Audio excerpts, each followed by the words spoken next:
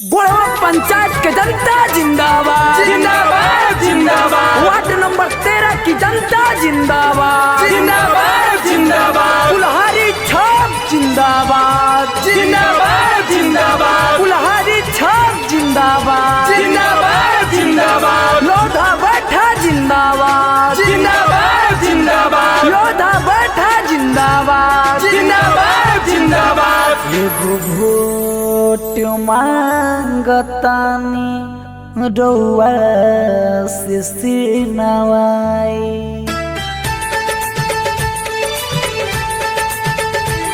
एगो वोट मांगतानी रउआ से सिनवाई एगो वोट मांगतानी रउआ से सिनवाई अपन धर्म निभाई कुल्हारी पर बटन दबाई अपन धर्म निभाई 5 नंबर पर बटन दबाई एगो वोट मांगतानी रउआ से सिनवाई सुनी चाचा और चाची योद्धा बैठा के अब की जिताई योद्धा बैठा जिंदाबाद जिंदाबाद जिंदाबाद। वार्ड नंबर 13 की जनता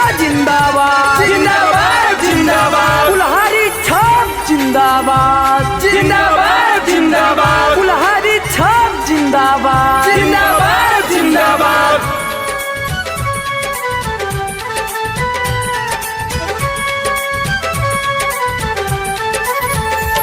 विश्वास करी जहाँ पे धोखा दिहब न कबहू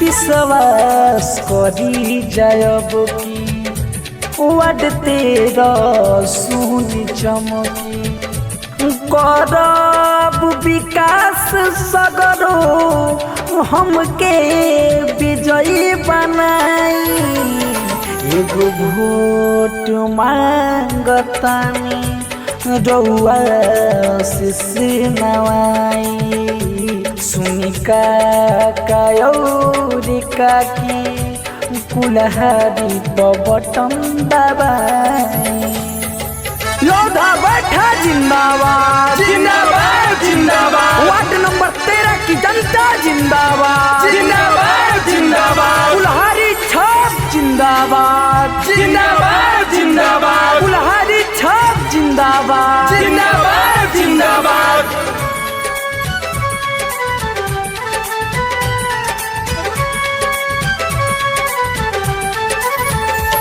रोड नाला सब बनी सर पे छत तनी कुल्हारी छाप जिंदाबाद जिंदाबाद जिंदाबाद। रोड नाला सब बनी सर पे छत तनी रउआ से बानी हो रहा योद्धा बैठा के वार्ड बनाई एगो